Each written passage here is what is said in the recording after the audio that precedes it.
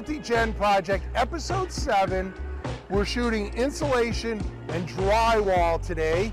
Very exciting topics. As you can see, we teamed up with New Wool. They brought out their big guns. Yeah, they brought this truck from Michigan loaded with insulation just for our project. Now, for you out there that are saying, wow, they're gonna be driving an empty truck home, they've already contracted to take a bunch of waste product from New England back to their factory in Michigan. And we're gonna go up there and see how they do it in Michigan. But before that, let's get inside and let's talk cellulose.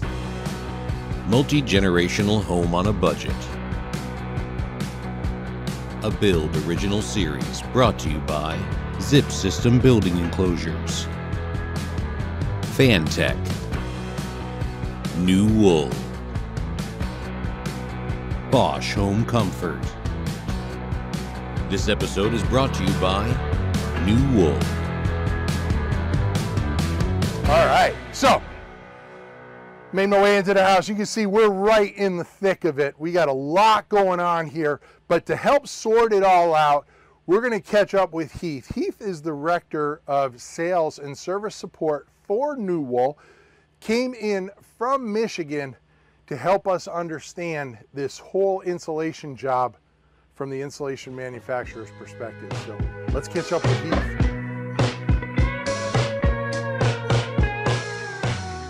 All right, so we're downstairs. Now, there's not a lot of insulation down here, but I wanted to catch up with Heath. Remember, I said Director of Sales and Field Service Support? Correct. So you're the guy, if I have a problem out in the field, I call you and say, we got problems. Absolutely. You come and solve our problems. We'll help you out. Yep. Hopefully you solve the problems before we have them, right? Yes. So, but we're talking insulation today, but I want to bring you up to speed on a couple little tidbits. If you remember, 2x6 wall, 24 inches on center. We have the Zip R9 product out there. So part of our insulation is already done to the tune of maybe about 30% of our wall system, as well as all of our windows installed, and they have been taped off with our Siga Fentrum tape. Now, a couple things have happened since the last video. We did our initial blower door test. Concrete slab, zip sheathing, the Myrex on the lid, and the windows taped in the opening. We hit 0.40 ACH at 50 pascals was our baseline test. We then had Aero Barrier come in, and Aero Barrier is an aerogel that you spray and you introduce to the house. It finds all the little nooks and crannies and fills them up. So we took the 0.4 down to 0.15 in less than an hour with their product. So we have a super well air sealed product now. Now we turn to insulation to develop the thermal control layer, and that's of course why we have you here, Heath. Absolutely. So welcome to the Multi-Gen Project. So we have a number of different insulations happening out here. Why don't you tell us a little bit about each one of the types of insulation, and give us a little tidbit on why would we use this one over that one in that situation? So I always like to start with the cellulose part of it. So cellulose is made from recycled paper. There's cardboard in it, there's newspaper in it, and there's also boric acid in it. That's our fire retardant chemical, Gotcha. But also good for fungicide and insects. Don't like it as well. So we like to start with the cellulose insulation. That's the recycled product that we can either spray in the walls dry, so we net the walls, and then we install or dry pack the wall, or we can install it with our New Wool system, the 1600 system, that actually uses a little bit of moisture to apply to spray it into the walls. We scrub it even with the studs, and then we suck everything up that's on the floor. It goes back into the system and then is reused. So there's no waste to the job. When we're out here and we're spraying that insulation in, no waste. Yeah, other insulation, I know when you do spray foam, a lot of times they shave it and then you see 30 bags of waste products sitting in the front ready to go into a dumpster. And one of the things I like about cellulose is the fact that you could just reintroduce it to the hopper. Now, one of the myths that I would love to put to rest with you is you say it comes out of recycled material, and I heard a lot of people talk about, wow, we don't read newspapers and we don't do this a lot. You guys must be running out of resources. But I tell people, think Amazon, right? So you guys also use cardboard boxes, so you're not at any loss for getting recycled material. No, it's not a struggle at all to get paper right now. I guess we probably thought that 10 years ago or so too, when newspaper was starting to go away. You have iPads, you have your phones, that's where you get your news. I still like to read a newspaper, don't get me wrong, but I'm a little old school that way. But yeah, so we all get Amazon packages delivered to our houses, so we're there's plenty of paper out there for us to recycle. It just doesn't have to be newspaper all the time. It can be a mix of a lot of things. And your guys' overall mindset is commendable because, as I mentioned out at the truck, we brought the truck full of insulation, and you guys already contracted a load of recycled paper and cardboard to go back to Michigan on the truck from New England. That's right. So we're going to pick up paper going back, and then we're going to drop it off at the plant there in Jenison, Michigan. We're going to recycle it and make it into insulation. So it's just no waste. It's a very sustainable product. Yeah, no, and it works extremely well. So tell me a little bit more about the products we're using here today. So all of them work great for sound control. Okay, they're great thermal insulation, but they're also good for sound control. So there are areas in the house that we're going to show you where we've dense packed some of the walls. We're also going to dense pack in between the floor and ceiling. The homeowners, obviously, and then down below is their family that's going to be living underneath. Right. So we want to control that sound in between. So the way to do that would be to net and then blow it in dry to help with that sound transmission through it. We also make a product, so we start with the cellulose product, which is recycled paper. Yep. We also have a product that we now make that's in bat form. So we have a product that takes recycled paper, we add a little bit of recycled cotton fiber to it as well, bind it together and make it into a cellulose/cotton bat. Yeah, I don't know if there's any connection, but I remember years ago we did a house and we did the denim bats. Mm-hmm. And it looks very close to that material. It does look close. There is a substantial amount of cellulose insulation in there as well, and I think that's really what sets us apart more than anything. If you were to walk up to the wall and look at it, you could actually see little little pieces of newsprint paper in there as well. All right. So there's a lot of newspaper in there. Why don't we take a walk around and we'll look at a bunch of specific areas and we could talk about how that gets installed. We can catch up with the installers upstairs. For those of you that maybe this is the first video you're watching, we're on the upper level or second floor. There's a walkout below us. That is an ADU, accessory dwelling unit. The parents of one of the clients is going to be living downstairs, and that's what Heath referred to. This whole floor that we're standing on is going to be fully insulated for sound control between the two units. So I guess we could start right here. Sure. Right? I mean, we have this little patch that is insulated, and to just look at it, you might sit there and say, why did they do this kind of 8-foot square patch?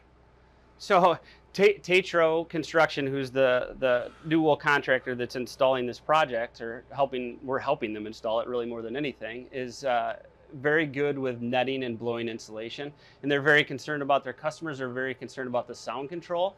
So what we've done here, you've got a washer and dryer up above here, right. And because this is a family area, the kitchen and family area, we want to try and deaden some of that sound that maybe if they're running laundry up above, that you're not going to hear that sound coming through. So what they've done here is to net and then dense pack that full thickness of cellulose insulation up there above to help deaden that sound, so you're not hearing the washer and dryer going. So we've basically compartmentalized the laundry utility room within the structure to combat the sound of the washer. It's great. You're going to be sitting at the island here, and we don't have to listen to what cycle the washing machine is on. Right.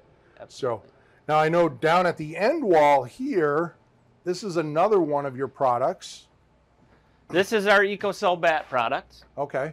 So this is made from, obviously you can see the newsprint in here a little bit, little pieces of newspaper, but also some cotton fiber in there. And we use a binder fiber to hold all this together. So what happens basically is you bring in the cellulose insulation, you bring in some of the cotton fiber. It's about this thick to start, and then it goes through a press. It's actually cooked in an oven basically. And that binds all those fibers together, so we're able to make like a bat insulation, as you can see it right here. This is 5.5 inches thick, and this is going to be an R20. We also have a 3.5-inch product, which is an R13. Okay. But not itchy to the touch. I can lean up against it all day long. I'm sweating, and no issues. There's no irritant. And it's very easy to install. It's just a friction fit. And it's also great, like all of our other products, for sound control. Gotcha. Gotcha. Now, if we move over to the wall on the stairs there, we see something yet even a little more different, right? This is a slightly different product, and in the stairs as well as the wall. So why don't we talk a little bit about what's happening under the stairs, because these are all kind of unique areas that some people, you know, when they talk insulation, people say, oh, let's do the 4 outside walls and the lid. And they forget about some of these other areas that might be just as important. Yeah, and again, having those units separated between two different families, basically, you're able to help deaden the sound. And who doesn't have somebody that walks down the stairs quite loudly, I guess is the best way to put it. So actually what they've done here is to net the underside of the stringers, and then the face of it as well, and they're able to dry pack that insulation in there. We can also use EcoCell bats in there, so you could put an EcoCell bat up underneath every single one just to help deaden that sound. Okay. For those of us in the non-insulation world, when you say dry pack, you're talking about something that gets netted and the insulation is totally dry material. Correct. Yep. Okay. So what they're doing here is they're hanging a fabric product. They're putting the staples up. They're getting it as tight as they possibly can. Then they'll cut a hole in that fabric. They'll run a tube down in there, and then they'll fill it up and pack it as tight as they can. I mean, we're looking for about 3.5 pounds per cubic foot, just to give you an idea of the density of insulation. And then they'll actually take a roller and kind of roll that flat, so the drywallers have an easier time putting that up, because it does pillow out a little bit in the beginning. We don't want to, they cry enough. We don't want them, right. We don't want to give them any reason. How do I measure that 3.5 or 4 pounds? It's really a feel thing, Steve. Okay. When they're, and you could, in theory, take a chunk of that out and test it, but it's a feel thing. If you have 3.5 pounds per cubic foot, then you're not going to get any settling. Gotcha. If you have less than that, then it could be an issue. So it's like any product, right? You want to make sure that the thing's being installed correctly by somebody that knows what they're doing. Yeah, and the Tetro guys, great. I don't know, like 20, 30 years or something, and they're an exclusive installer for you guys. Yeah. Right. So why don't we go upstairs? We'll catch up with them, and we'll see some of this stuff get installed. Sounds great. All right, so we're upstairs. The attic is above us, and I thought we'd take a few minutes and we'd talk about the attic insulation. No, I am not climbing the ladder. It's not rated for my 180-pound frame. They didn't get the right ladder out here today, so I can't climb up there in the attic, but our camera guy is going to go up there. He's going to get some beautiful B-roll that we can talk about it. But if you remember, we used the Seagum Myrex as our air barrier at the top, and then we furred it down with the 2x4s. If you haven't seen that, go check out the truss framing video. I think it's one of the last episodes. Go check it out. But on top of that, I was looking for about R80 of insulation. So cellulose is what per inch? 3.8 per inch. 3.8 per inch. That's what I use all the time. So we're talking somewhere a little over 20, 21 inches. Yep. Of insulation. Now, unlike walls where we talked about it being dense packed, the upstairs is loose fill. That means that the guy's just standing there with the hose, fanning it across, getting it up to a level, but that stuff settles a little. It does, yeah, in an attic, and we expect it to settle, so we're spraying 25 inches to get down to the 21 or 22 inches to get the R80. The good thing about that is with cellulose too, because it does settle down a little bit, a lot of the air comes out, it becomes a little bit denser, yep. Which makes it better. I mean, it still allows some air to flow through it, but not as much because it's a denser product than others. Right, so R80, start at R25, it drops down, collapses to about 21 inches plus. So we're gonna be there, like I said, loose fill. Now, the wall, that's where we were talking about it.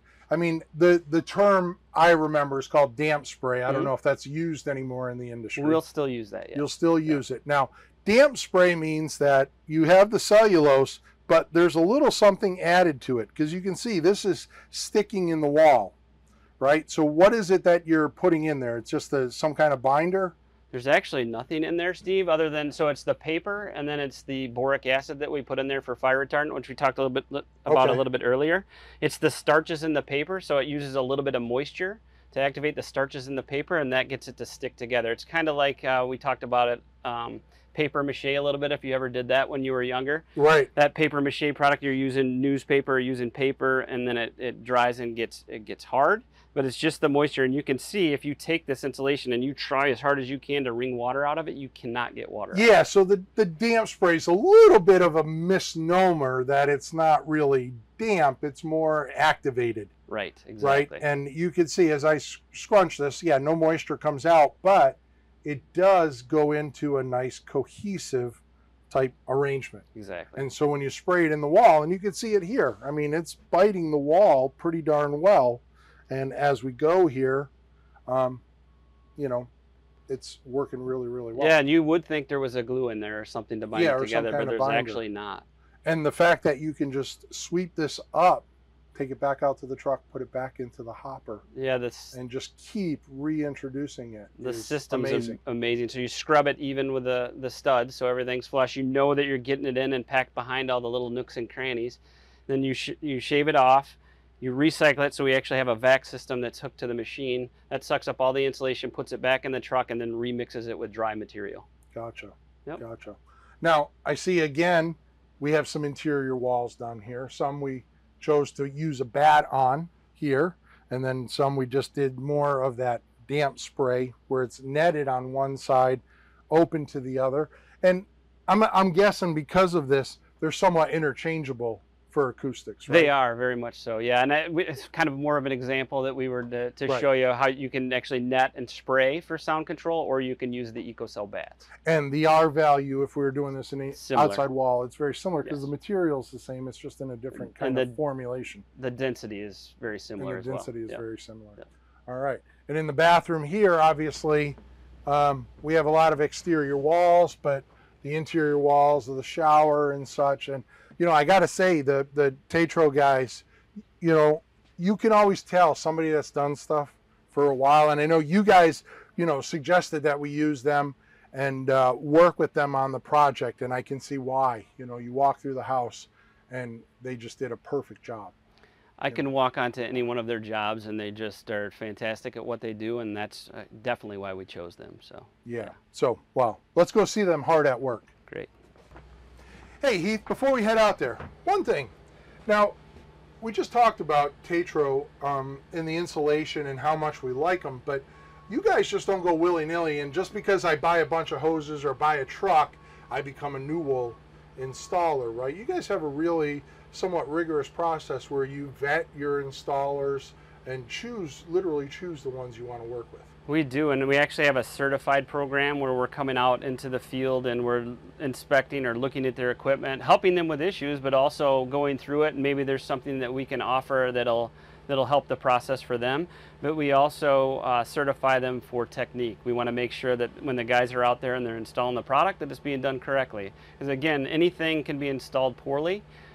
We want to make sure that we're doing the right thing. As a company, that's good for us. That's also good for Tetro when you're installing the product the way it needs to be installed. So we actually certify our contractors to do that. Yeah, and having been in the industry for so long, that feedback is probably invaluable to you, right? Having a contractor like Tetro that really understands what they're doing, how to do a good job, getting the feedback from them on what works, what doesn't work, what works very well, so that you can pass it on to maybe some of the installers that are struggling. It's true, and like we just recently had a trip that we did for our certified customers where they all get together in a group, and it wasn't really a sales meeting or anything like that. It was just a meeting for those contractors to be able to get together and share ideas with us too. So they collaborate with each other, all of the new wool certified dealers. So yeah, no, that's awesome. Well, let's go see how this stuff gets installed. All right, so before we actually install, let's talk about the business end of the hose, right? So the hose goes all the way back to the truck. In the truck, there's a hopper.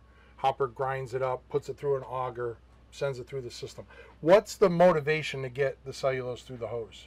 So it's basically an airlock system. It dumps the material into, so you have your recycle side and you have your dry side. Those two are mixed together, so it drops into an airlock, and then there's a roots blower. This is all run off of PTO. So the PTO on the truck, so they pull up, they start the PTO, they get the truck running. So then it blows through the roots blower, blows the material through, and then at the end of the hose here, as the material's coming out, we have two spray tips here. Very small little pinholes for the moisture to come out. That's why it was fairly dry when we felt it, right? And they had just sprayed that wall. So it's a very fine mist of water that comes out here to activate the starches in the paper. I know what you're thinking. You're thinking I'm going to give myself a little misting shower. It ain't happening. But why don't we get AJ in here and he can demonstrate for us. Sounds great. All right, so obviously you see he's kicked it on and he's spraying. There's that little bit of mist. You can see the little white film of spray there. Nobody said it was a clean job, right? This is why it was on Dirty Jobs, right? Right. Cellulose insulation. But there's actually a couple pieces here that are really key. Obviously the installer, we got AJ filling up the wall, and you can see how it's sticking there, but tell us a little bit about what the gentleman is doing here with what appears to be the vacuum. So this is David from Newell, and he's actually taking the vac, all the material that's coming off, he's going to suck that up. It's going to go back into the system. It's going to get mixed with dry material and then resent through the machine. So we're not going to have any waste.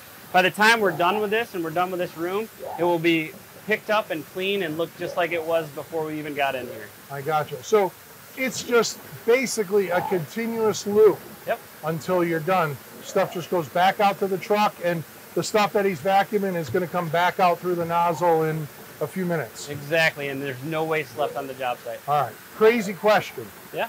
This stuff has moisture introduced. He's vacuuming it up. At some point, does this clog the system, or is there just not that much moisture? There's just not that much moisture. So the material going through the vac hose, and you'll notice the diameter of the vac hose is about 4 inch, and he's spraying with about a 2.5 to 3 inch hose here. Right. So that diameter is a little bigger, but no, the material's light enough, and we can run about 150 foot of hose to suck all the material back. Gotcha. Gotcha. And there's nothing bad in this stuff. No, so like obviously, us being in the room while this is being installed, there's no harm that we should be concerned about. There's not like some other materials. Exactly. So it's borates in there for the fire retardants, like we talked about, and then also just the paper product. And you'll notice too when they get done here, it's even. It's come out past the studs a little bit. He's going to scrub the wall even with the studs. Okay. So it looks nice and clean. And then all of that material, again, that's dumped on there is going to get sucked up and reused. So scrubbing means you're just kind of raking the face of the wall and getting it nice and even, basically. Nice and even, and it looks nice and smooth when it's done. It's just a nice, clean look when everything's all said and done. And because we're 2 foot on center, you're getting a little bit more insulation in between those studs. Right. You can see the wall scrubber's a little bit wider than 24 inches. Yeah. Yeah, there's nothing neat about this process. No, and the beauty of it is, like you mentioned before too, is there's no itchy feel to it. Everything. No. Yeah, it's fine. It's a little bit of that, and you're good. A little dusty, but a great install job.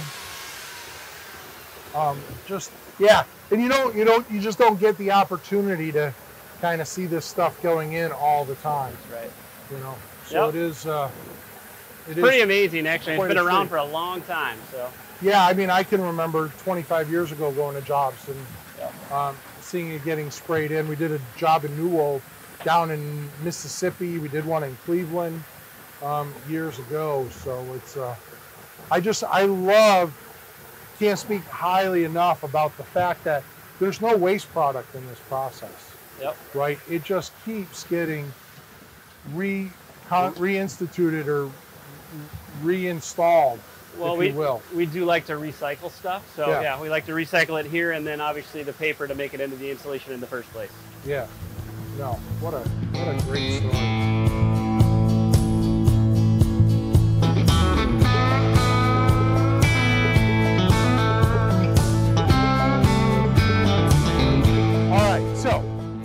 As always, we talked about a bunch of products that they do have. Let's talk about the new products coming on. So, Insul-Dry. This is a rigid board insulation that's made to go on the outside of foundations to protect your waterproofing, but also to provide drainage as well as protection. So, I jumped up in the back of the truck. I felt obliged to you to grab a piece, and let's do a little field test. I stole Brandon's water bottle. He won't mind. And we'll do a little field water test where I always love to see.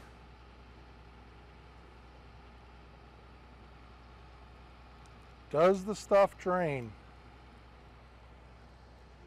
The answer is yes, it drains.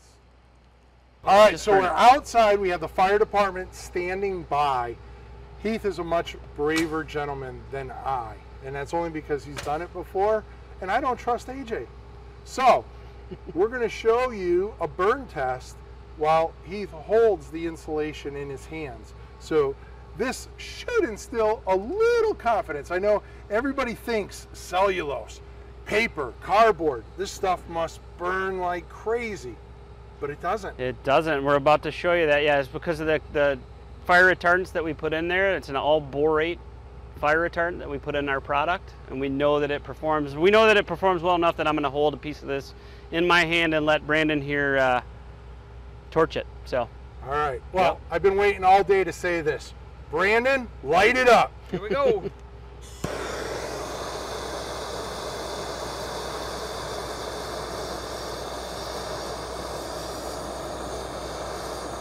for you? No problem at all. I don't even feel the heat coming through it, to be honest with you.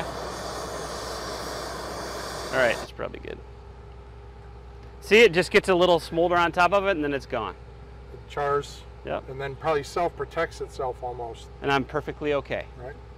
So, and with that, it also has, you know, some superior sound deadening qualities if you're looking for STC ratings and commercial type projects, yep. Right? But we'll talk a little bit more about that in the video, but what a great product. All right, so I noticed one thing. We did the walls, beautiful job. Not so beautiful on me, but that's why we saved this till the end. The things I go through to bring you the best videos on the internet. But header pockets. So I have those framed with the idea to put insulation in, and here it appears, you know, this was our B header. Yep. Tell us a little bit about that. So this is made very similar to the way that the EcoCell bats are made. So an EcoCell bat is 3.5 and 5.5 inches thick. So for an R13 and an R20, this is actually our 1.5-inch board product. And we'll actually a lot of times glue this to basement walls. It has a Class A fire rating, so you can leave it left exposed. Oh, wow. It adds a lot of insulation value. Obviously, this would be the 1.5-inch product would be an R6. So that allows for insulation in your basement. We also make a 2.5-inch product that's an R10. That allows for insulation in your basement and also does a great job of deadening the sound. So just another type of product we made. I didn't talk about that earlier. So yes. Yep. So if I can put it right up against the foundation wall, you can put it right up against the foundation wall. Leak through, it's probably going to it'll dry itself out. Or dry itself out. The same new wool product that we're spraying in the walls goes into this product as well. And you can see this is a lot grayer than our bat. There's more cellulose material in this one. Gotcha. And then, yeah, as far as the install, it's just cutting and fitting the pieces in there. And then you're taking care of all those header pockets, right? Yeah. I mean, the versatility of some of those products. And the minute you said we'll use it in basements, you know, we could jump down in the basement here because we're going to talk about how we insulated that. But I typically hold off my wall 1.5 inches or 2 inches from the concrete wall to insulate it in a continuous fashion. So that's a beautiful product for that install. You can glue that up and then frame the wall inside it and then do an EcoCell bat on the inside of that. And you have a fully recycled, sustainable insulation system in your basement. Yep. All right, well, let's go head on down to the basement. All righty, Heath, we're down where it all started today. I must say, you know, New Wool team, Tetro Contracting, the insulating contractor, obviously Green Logic, general contractor here, Brent and his team, fabulous job. You know, one of the things that I absolutely love about this and working with great contractors is you can see, it's a nice clean job after we're done. Yeah, it was a mess upstairs. We got a little coating on us as it got installed, but it's a job well done. And it's one now that puts this house in a position to succeed.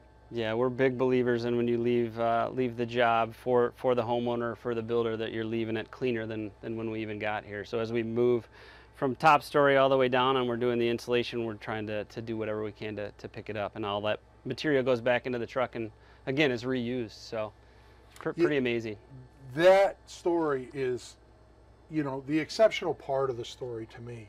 The fact that as the gentleman is spraying the insulation and there's another guy vacuuming up the stuff that didn't make it into the wall, only to be reintroduced into the wall later down. And the fact that you brought a truckload of material here from Michigan and you had already contracted a truckload of waste product to go back with you. You know, it's a company that's really thinking about how do we do our job well, even when nobody's looking. Yeah, we don't like to ship air down the road, so if we can do anything to pick up, you know, recycled paper, take it back, make it into insulation, we're going to do that whenever we can. Yeah.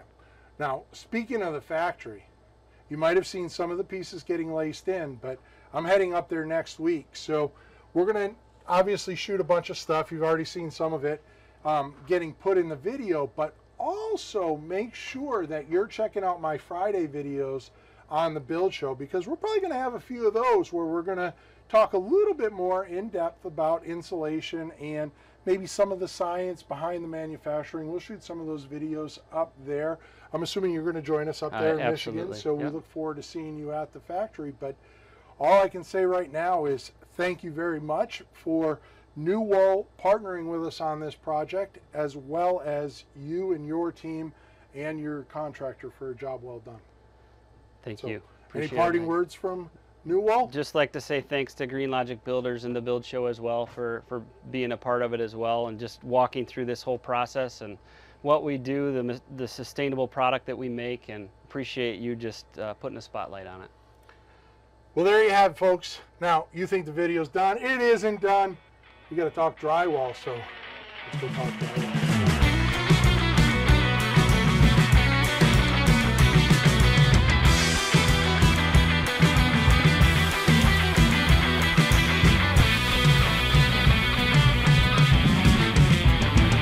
Hey, Steve Basic Architect. Yeah, I got some Bosch tools in hand.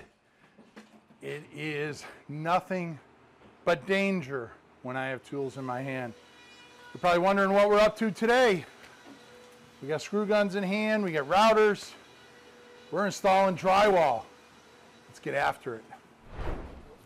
All right, Diego. Steve. How you doing, buddy? Very good. How are you, my friend? Glad to have you out here. Means Thank things you. are moving when the plasterer comes. Always. You know, in projects, it's typically like there's a whole bunch of things, but it all kind of funnels down the plaster. Yep. Then plaster happens, and then everything opens back Everything up. opens back up. Cabinets, tile, flooring, window trim, all that kind of stuff. And, you know, doors get hung. So plaster's that one thing in the house where you guys get the house to yourselves, Exactly. right? And once we're done, the house actually looks like a house once we finish. Yeah, yeah. There's a definite transformation. Yeah. We go from kind of that X-ray vision of seeing all the stuff in the walls to now we're starting to see the finished product. And the rooms are taking shape.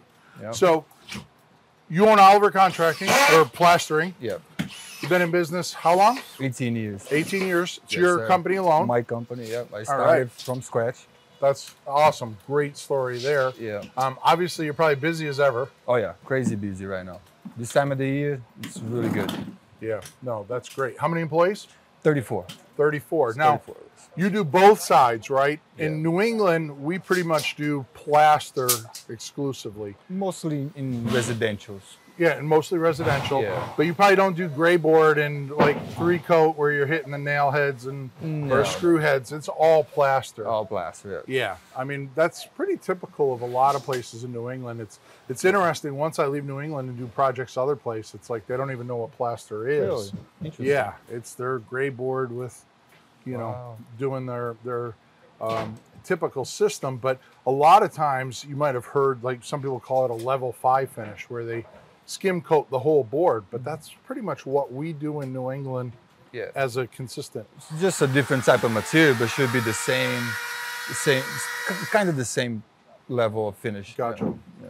Now you're 34 guys. I'm Yeah. assuming they're split into different teams, right? Yeah. And there's the guys that hang all the board, and then there's the guys that do all your finishing Yeah, work. so we got one crew of board hangers. It's about 5-6 guys, and they hang boards for everybody else to plaster, believe it or not. Okay. So the board goes a lot faster, and then all the plaster teams come behind and plaster everything. You know, it's interesting because I would have thought it would have been maybe the other way around or a little equal. The fact that the Really? borders can move you know, one team of boarders can keep 3 teams of plasterers busy, is pretty, that's pretty interesting. Right? Yeah, for sure. So there's probably not a whole lot of magic. I mean, when you put it up the board, it looks like standard drywall. Standard. Just put it up, one guy holds, the other one screws it the off. electrical boxes. So a little team, and I see they put their marks on there so they know where boxes are going. And I mean, it's a gypsum core, but because we're doing plaster, this has what's called a cal core. Yeah. Right? So that coincides with our unical veneer plaster. Yes, sir. And I don't know exactly, because I've never talked to, you know, one of the engineers, but this is actually, we call it blue board. Blue board. Right? So it's got a little bit of a blue tint. Yeah. If you put it up to your standard drywall, you'd realize how gray, you know, the regular drywall is. But the blue board, there's some kind of reaction when you put the plaster on here that it gives a better bond. Exactly. Bonds to it really well. It actually infiltrates that paper. It becomes like one. Right. You can't really scrape it off. It just becomes one piece after that.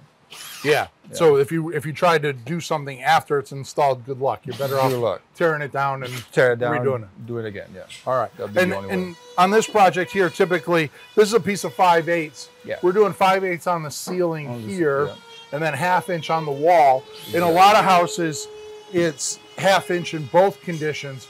Yeah. But because here it's the multi-gen house, so we have an ADU downstairs here, so we have that added level of fire protection by upgrading to that 5/8 inch FireX core on the ceiling here. On the ceiling, just to separate from the house. Give a little bit of separation. Yeah. And then, you know, again, there's not a whole lot of magic. The you know, the standard attachment, 1.5 inches drywall screw.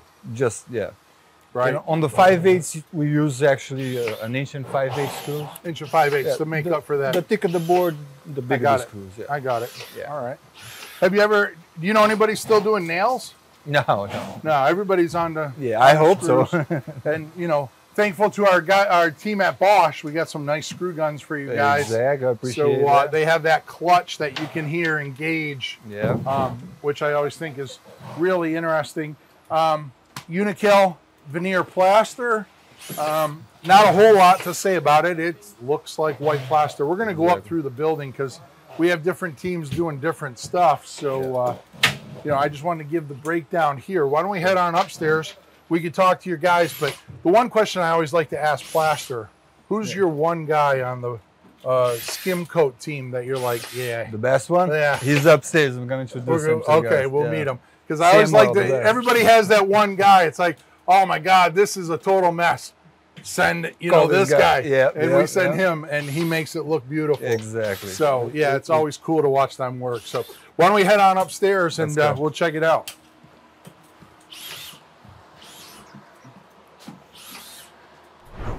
All right, before we catch up with Diego upstairs, one of the things I wanted to point out, we're doing drywall returns around all of our doors and windows on the jambs and the head.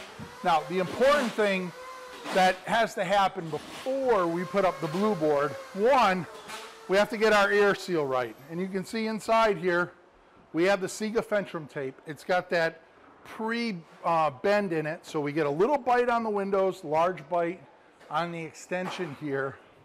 And then we come around and basically fur out our drywall. Now, how do you know what to fur it out? Well, you're trying to find a point on the window so that you get an equal reveal on that window frame all the way around, consistently with all the windows. So you find kind of the worst case, and then you measure and cut to that. So these are all perfectly plumb so that once the drywall gets applied to that, we'll get a very consistent reveal around those windows.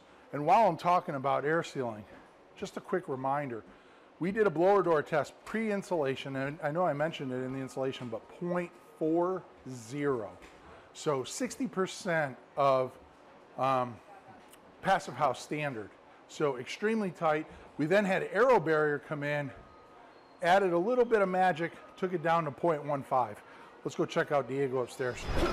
All right, Diego, so I know we're in close quarters here. But we're up in the owner's bedroom, and obviously plaster has begun. Board has gone up, and I mean, tell me a little bit about what we're seeing here. I mean, we have a big bucket, paddle. So they're mixing the final coat of plaster that's gonna go in that ceiling right now. Okay. As you see, it's already scratch coated. So is there a different consistency or anything to what we're seeing there to what they're doing here? Yeah, that's actually has a cement base. Okay. Which is a lot stronger. Okay. So is that more like a Durabond 90 kind of like a product? It's more like cement. More like cement. Yeah. Okay. So that'll make the seams stronger and avoid cracking in the future. I got you. I got you. So we'll do the ceiling now. As you see, all the corners is already a line, like a red knife. Yeah. That was snapped to it.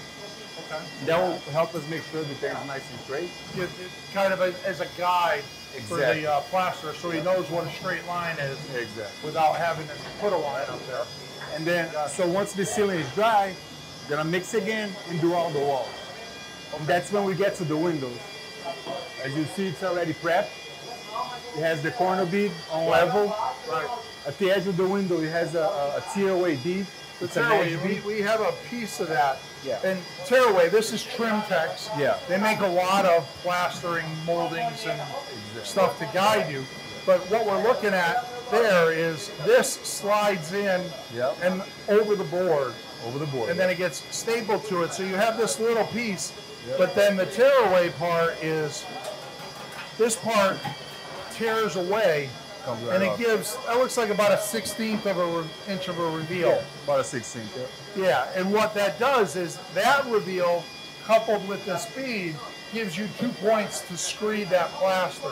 Exactly. So you're covering up all of the holes in the mesh, Yeah. but you're finishing with just a beautiful Just a line of beautiful- plaster there with this tearaway bead. And a nice straight fine edge that will never crack. Right. Because it's already an edge. Right. And here we're doing the jambs in the head are plaster. The sill, we're going to have different sill types going on there. I love watching these guys at work because, you know, for all of you that are watching, if you've never picked up a trowel or tried to do plaster, it's one of those things where these guys look like they're dancing and they make it look so easy. Yeah. And then you pick it up and it's like you have all thumbs. You have falls right no off your clue hands. Yeah. on what's going on, but these guys make it look so beautiful. So scratch coat, more cementitious. We'll finish that up with a lighter coat that's more plaster-like. Yeah. And then that'll give us that nice, shiny, smooth glossy, finish. smooth finish there. And then you'll come back and you'll hit the walls. Now, the other thing I can't help but notice here is, you know, all of the outlets, lights, cable boxes, all of the windows. There's a whole lot of prep A whole lot of protection. Yeah. that goes into, you know, work here Yeah. before the guys even start doing the plaster. Exactly. So right after the board installation, we go in and prep everything. We cover all the windows, all the doors, all the floors. Everything needs to be protected, and then we plaster. And then when you're done, you just basically roll it all up, throw it out, but then you leave a nice clean room where all of the plaster is done. But, so that's our guy. That's our man right there. What's his name? Samuel. Samuel? Yeah. Yeah, so Samuel's the man behind the plaster trowel. Yeah. So, He runs all the crews, all the teams, and helps with the schedule. And he helps run the show. Gotcha. And I notice you have the high table there. A lot of times they'll just dump a bunch of mud up there, and then these guys will go Yeah. get it from there. It's one of those things where you could just watch these guys for hours. I mean, you've seen it for years and years, but someone like me, I always like coming out because it's a extremely hard craft to do well. Oh yeah, it is. Right? To work like Samuel or this guy, it will take you years to learn. Yeah. It's not something you just pick up and say, oh, this is easy. I'll just spread this stuff out and get a nice, simple finish. So, why don't we head down? We have a couple rooms there that are well along, so we can catch up with that and we can kind of get a vision of what that final product is. Sounds good. Let's do All it. right, let's check that out. So Diego, we're in a room now. This one's a little further along than the room we just walked out. we have Nathan here, and he's not plastering the ceiling, he's finishing the ceiling. He's finishing the ceiling. He's Okay. getting to that point of the shine, making it shine and smooth. Gotcha. So he's just plowing that. You can actually see that line of water right there. Yeah, there's like a little edge of a snow plow kind of effect where it leaves that water. And Yeah. it started over here, and he just consistently pushes it that way. Now, Exactly. the little brush that he has, I'm assuming that's saturated with water. It is soaked with Okay. water, yeah. So he's kind of prepping the plaster a little, softening it up a little, and then hitting it with that With the final trowel. trowel. But he's Yeah. not adding anything to the system. He's Nothing. just refining the system Just refining it, yeah. and adding a little bit of water. Now, how many times does he do this? As many times as we need to make it Yep. perfect, but I would say 3-4 times should be enough. 3 or 4 times Yeah. going across the whole ceiling. That's Yeah. after those guys. That's just him Yeah, exactly. doing it. So at this point, when this is done, his 3 or 4 times plus 2 or 3 times with those guys, Yeah. this ceiling's been treated like 7-8 times. Yeah, about that much, yeah.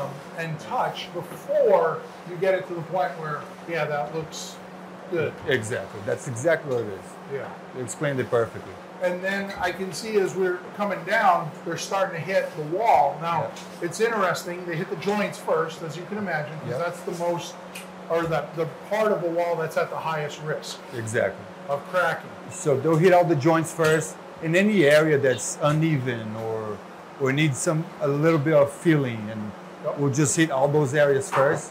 Make sure it's nice and straight, nice and protected, and then we finish with the plastic. And then you come over and cover all the nail holes and all of Exactly. that. But now, is this the same cementitious type spread that we talked about on the ceiling? So this is a little bit more cement-like, less plaster-like. Yeah. On We the actually wall. mix both the cement and the plastic, just so Okay. it gets a little bit more stronger. I got you. Yeah. I got you. And then we have a room that's pretty much done that they're finishing the wall. So we can check that out and wrap up the plaster. Sounds good, my friend. All right, let's check that out. Thank you.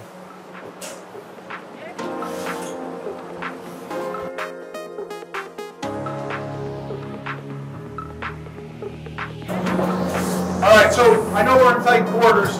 We're in the laundry room here. Yeah. And this is all done, and I can see this gentleman here is doing pretty much what Nathan was doing on the ceiling. Exactly. And he's just doing it to the walls where constantly just going over and over. Now, one of the things I noticed with these guys is he consistently goes out and he cleans off that trowel, Yeah. right? Is he just like scraping off anything that accumulates on there? Yeah, because if you look at the trowel, it has an edge full of mud to it. Yeah. That mud dries pretty quickly. Right, because there's just such a small amount. Exactly. Dries quick, so he gets over there and he has to keep that blade nice and clean. Nice and clean so it doesn't scratch the walls. Gotcha. And so this is, I mean, pretty much done, Yeah. right? And I know the other guy, I stole it from him, but you guys have a special tool that's made just for corners. Yeah. So he can go around and he can do the wall, and you can see it's that same technique, but you go into the corners and hit it with that. So the guy on the stilts will do the top of the wall, and then right away the bottom guy needs to go into the bottom part so that the edge doesn't dry. Right. Once they do that process, they gotta hit the corners right away so it doesn't dry as well. Gotcha. So you pretty much want to just keep hitting the wall all at the same time. Yeah. And when you're done, then you let the wall dry Exactly. consistently. Yep. And it gives that nice finish. Yep. Perfect. All right. Well, we can jump in the other room where we have a little bit more space and we can close this one out. Sounds good. All right. Let's head on down there. All right. Well, there you have it. Love to thank Diego coming out, bringing his whole crew out here. And, you know, for you watching, I hope you realize, like, you know, Diego has to cooperate with the film crew and stop his guys, set it up, making sure. So it's a nuisance to these guys. So a huge thank you when they say, hey, not a problem, we'll make the video. So Diego, thank you. Thank you for your time. Thank you for, you know, helping us coordinate and bringing the best possible video we can to people. But before we close this out, we're down here, and Diego and his guys were making up some mock-ups and some samples. The story is quite intriguing, so I said, you know, before we close it out, let's talk about this. Now, these 3 samples, mock-ups, have absolutely nothing to do with this build. They're mock-ups for another project that Diego is working on with a client. Yep. So why don't you tell us the story on why are we here? Why are we doing these mock-ups? So they did this beautiful wood stove. Okay. On this awesome kitchen, and they made it out of wood. The client didn't like it. They wanted plaster now. And that's the surround of the wood stove was all out of wood. Yeah. Gotcha. First it was going to be plaster, and then they changed for a wood finish. Now the owner doesn't like it, and they want some samples to try and do plaster now all over again. Gotcha. And just we made these samples. It's actually over the finished wood itself. It's not over the glue board. Right. So this isn't drywall or plasterboard. These are actually pieces of, I think it's plywood, right? It's a veneer plywood. It's a finished plywood, yeah. Yeah. And so this plaster is going on wood. So I've never really seen that done before, but walk us through, like, how do we get plaster to stick to the wood? It's a process. We have this bond agent that we paint over the entire surface. Okay. So in this case, we did that several times to make sure we have enough there. And then we used a full piece of mesh tape over the entire surface as well. A scratch coat of cement. And then the finished product itself, as you see. The plaster finish. Yeah. And so this one appears to be some kind of like swirl. Yeah, that's a textured finish, a very simple textured finish. Gotcha. This is a lighter one, the lightest we can get. This is a heavy textured finish. That one seems more like a smear. Yeah. Right? Like you're smearing the stuff across. This has got a little more finesse to it. Yeah, it's the same products we use, the same material. We just let that one dry more, use a little bit of water, that will make it lighter. And this one, we just do the texture right away. And then the third one? The third one is made out of paint. It's not plaster. Okay, so you just took the board, you mixed a little something in the paint. Yeah. You applied it to that. Yeah. Painted the board. Yeah, and then that's the finish. It's this texture paint that comes ready. You can buy it in buckets at the Home Depot. Or, I gotcha. Yeah. I gotcha.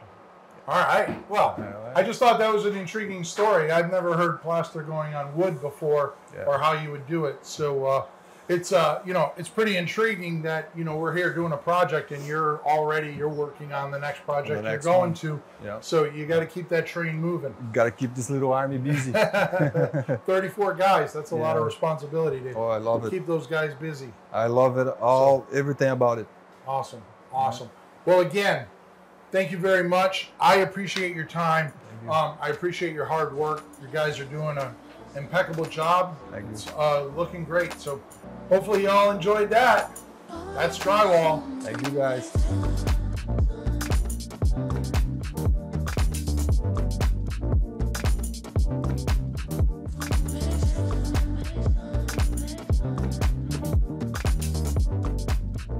All right. So, shooting. We can't bring you these videos unless we get partners in the industry to team up with us to ensure that we can bring you the best content possible. Today, I'd like to throw out a huge thank you to New Wool Corporation. If you're not familiar with them, 75 years in the business. Now, one of their stories that I think is probably the one that's priceless is 86% of their product is recycled content. Very, very little virgin content going into their products. So they're taking waste products and finding a way to bring it to you to use it in a useful, carbon neutral, carbon plus manner in your houses. And one of the interesting things that I just learned is that their manufacturing process is 1/10 of the energy that it takes some of their closest competitors to create their insulating product. So not only are they highly recycling it, but they found ways to be very innovative in their manufacturing process. And that means they're bringing you a really good quality product. Let's talk a little bit about their products. You might know them. They're most famous for their loose fill insulation. Yeah, it's cellulose. It's recycled paper, cardboard. It's treated with borates, so it can handle the fire, it can handle the sound. You saw that we're using it in acoustic situations as well as really good thermal situations as part of our thermal barrier. And not only do they give you the blown-in cellulose, we can use this as loose fill in the attic like we did here. We can add a little bit of moisture at the nozzle put it in the wall as a damp spray cellulose, or we can net and blow this stuff in and get a dense pack situation, all of which yield right around that 3.8 per inch. If you want to move to a bat situation, then they make these EcoCell products. They make it in a 5.5 inch bat. They make it in a 3.5 inch bat, R13 and R20 respectively. Now, the beauty of this, I'm sweaty, it's hot, I've been out here all day. I'm not gonna sit here and be full of irritants, right? It's healthy, you can put it in your house, you can put it in the baby's room, and we can ensure that the family lives happily ever after. If you're looking for special situations, they have their EcoSeal blanket, comes in 1.5 and 2.5 inches. This is really good. You know my detail where I do the foundation wall and we hold off the framing that 1.5 or 2 inches? Well, here's your solution. You can put this in, it's hydrophobic, it's pretty much all natural, nothing in here that's gonna harm the family. You can put it in, it can wick the water, drain the water, dry it out. It is a great solution if you're looking for those alternatives to using other insulation products. So probably one of the things that you didn't know, I didn't know it, was that there is a 10-year guarantee by New Wool, an energy guarantee. When the project is done, this project specifically, they are going to give a not to exceed price, and if the energy bill exceeds that price, New Wool will pick up the difference in their guarantee. Not many insulation companies are willing to put their mark on what they say.